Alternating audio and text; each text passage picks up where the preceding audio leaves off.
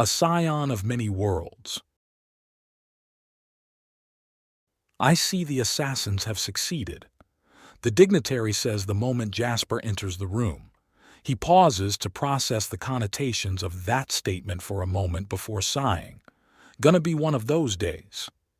Well, that's certainly a way to start negotiations. And no, I'm not part of any assassination plot. My name is Jasper Emmanuel Skitterway Blue, and I'm a third party that came in, broke the Miru throne, took its crown, and then confined the former empress to her bedroom like a spoiled child, Jasper says, walking into the guarded room as the woman suddenly smiles. The heir Erumenta is beaming at him like he had offered her a favorite sweet and a bouquet of roses. So the rumors are true. A giant Urthani descended from on high and made a complete mockery of the crown and empire. How wonderful. I've not lost any size in the slightest. Actually, I'm fairly certain I've grown larger. Rumors and facts are very distantly related at best. An incredible story with a giant Urthani can just sort of happen when there's something as odd as a giant Urthani around, let alone one that seems so unusual in personality. If you want the story, I'm sure that one of the grand midwives can start the tale. I'm here to talk business. Oh, by all means, what new demand does Miru have to make of us now? Are we going to get new plows in exchange for an entire ship's worth of grain again? The dignitary asks, and Jasper shakes his head. No, not at all. Of course. You want it as reward for letting the Her River flow again, aren't you? Well, isn't that just precious? Drop the attitude, lady. Before I conquered the nation I had nothing to do with, any of its policies or decisions, and my first act in relation to the gold lands was to personally go and put holes in the dam so the water could drain out and put a stop to the drought. Let me guess, the rest of the water is a ransom for good behavior. No, all the water that flows to you is yours. It's just letting everything that's built up go at once will cause a flood. You don't fix a stupid mistake someone else made by doing something equally stupid with opposite intentions. Oh, so I'm stupid to want those dams gone. Well, isn't that nice? Nothing wrong with wanting them gone, but doing it all at once will only cause more harm. You need to think ahead to pull ahead. And now I can't think either. Isn't it just wonderful what you grand Miru people think of us poor metal-deprived goldlanders? The dignitary asks, and Jasper's left eye twitches ever so slightly. All right. Before this farce goes any further, you need to know that I am completely unmoved and unimpressed by the Grand Midwive's threat to stop the reproduction in Miru. I am personally capable of ensuring another generation, and that's without the fact that there are others of similar capabilities on their way to reinforce me. The Grand Midwives recognize this and have decided to side with my faction of the Undaunted, Jasper says in an even tone, and the dignitary goes still for a moment before scoffing. I don't believe you. Ask one of the midwives. I'll wait until you have your answer. Oh? And you'll wait on my pleasure? How lovely. I think I'll do just that, she says, getting up and walking out of the room. And so he waits. No doubt she's taking her time with 50 other things before getting back to him. That's fine. The woman's been just grabbing more and more rope to hang herself with for when the big realization happens. Every minute she wastes is another insult he can leverage to cut through more and more bullshit. He just has to put up with it. Which, to be fair, is no small feat. Odd that not moving is harder than almost any physical action he can recall taking. Of course, the Undaunted training was more intense, but it would take actual torture to surpass that madness. After the 2-hour mark, a pitcher of water with some fruit cuts floating in it and a glass are brought in for him. He tries some and instantly finds that his proboscis is going numb. Poison, of course. Another, much bigger, point of leverage. Although granted, if they try to kill him again, he's just going to start killing people until the Goldlands surrender. His patience is wearing very, very thin.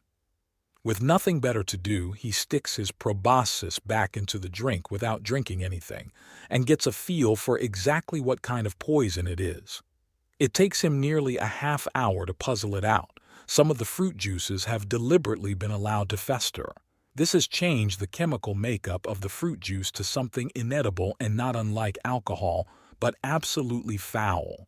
Perhaps not lethal, in fact likely not lethal at all, but a deliberate insult designed to make him look stupid with a literally slack jaw due to the numbness.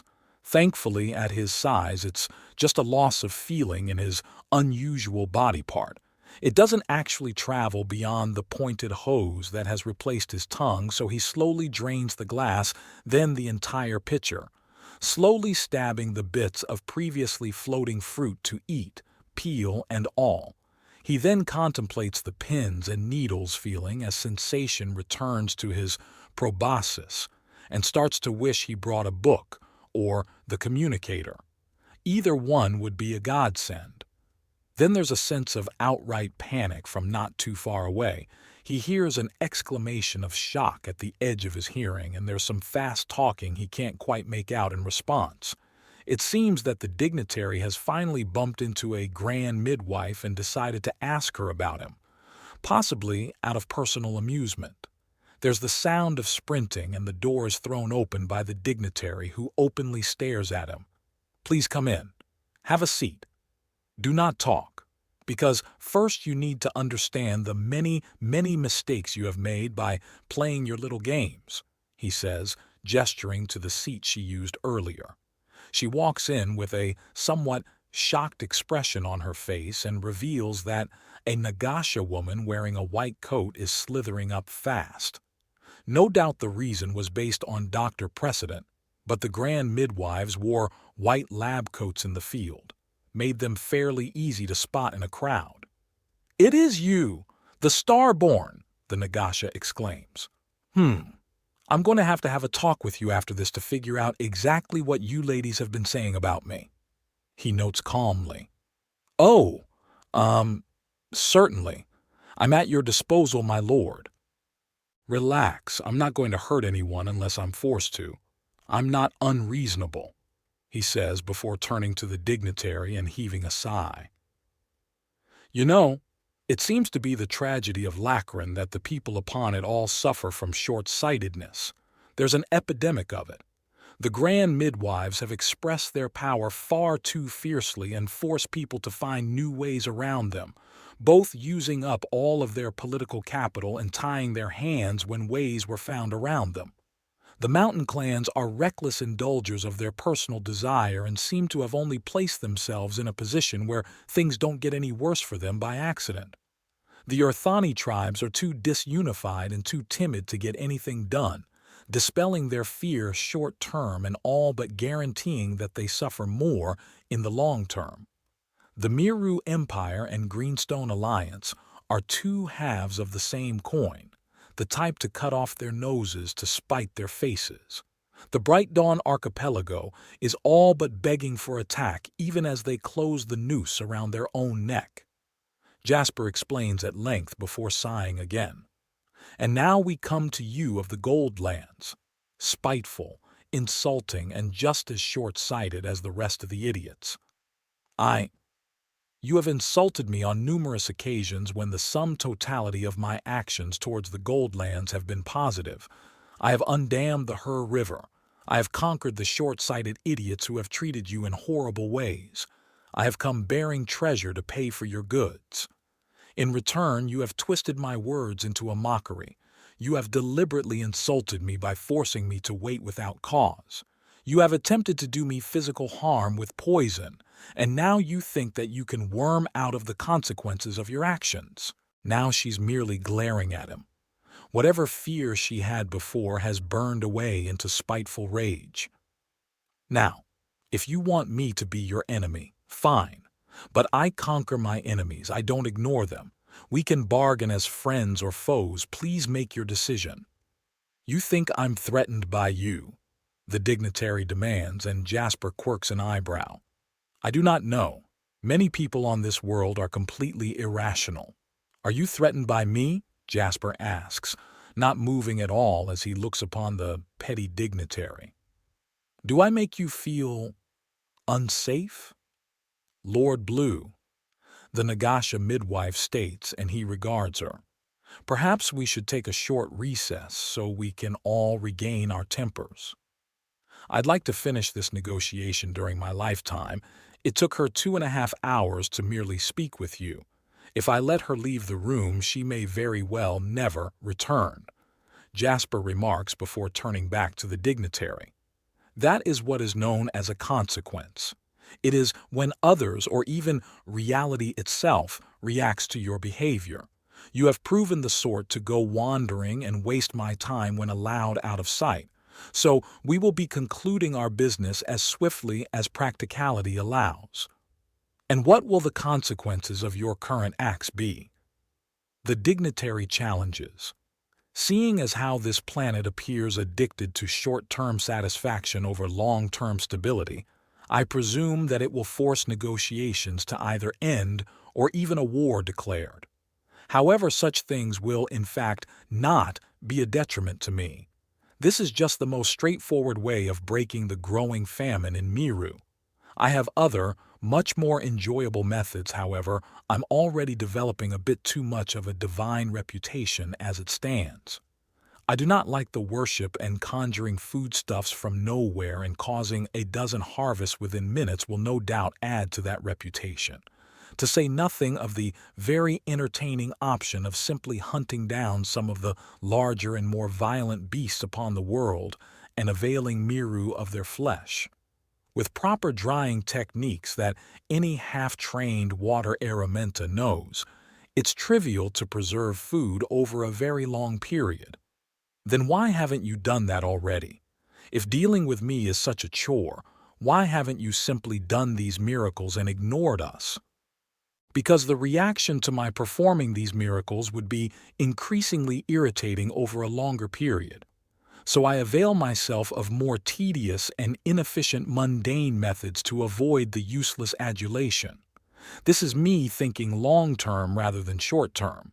It may be practical for me to lean into my growing reputation and use supposedly divine authority to get things done in a hurry, but the long-term consequences for when the truth comes out will be far, far worse. To say nothing if the religion actually takes off and becomes a force in its own right.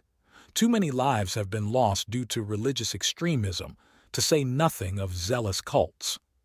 Oh, so the big moth is afraid of tomorrow. How precious! She mocks him, and he turns to the grand midwife still in the room. Are all Goldland dignitaries and diplomats like this, or do I just have really bad luck? He asks her plainly. I'm afraid Madame Geyer is fairly typical, the Nagasha says, and Jasper runs a hand over his head as he tries to process that, or even find something he can say in response to news like that. Then I must congratulate you and your order for being the sole force on this world that prevented the repeated sackings of the Goldlands. This country would not be standing if not for your tireless efforts. How are you making peace sound like a bad thing? Because Lachlan is just magical like that, Jasper answers as he turns back towards Madame Geyer, a woman who had utterly failed to introduce herself to him. Another point against the Cretan. You truly think we're all too short-sighted for our own good? The midwife asks, and Jasper nods. Yes, but how this systemic madness started is, perhaps. Jasper cuts himself off and considers. This self-destructive attitude would almost certainly destroy any retention of technology and would slow down any attempt to build it back up again. But where did it start? Were the long-term planners and thinkers all killed off with no, not the thinkers, the adults? If the attacks on the nest were targeted and the return fire targeted as well, then a large amount of the well-trained and well-reasoned kind of people would be wiped out, leaving the impulsive and rebellious behind. Shit, that would do it. Do what? The midwife asks, and he glances at her. Something I need to consider more and need to speak with my fellows for confirmation. He answers, Oh yes, please ignore me. That won't raise the price of the foodstuffs into the sky, I assure you. Madame Geyer states, and Jasper slowly turns to level a thoroughly unimpressed look at her.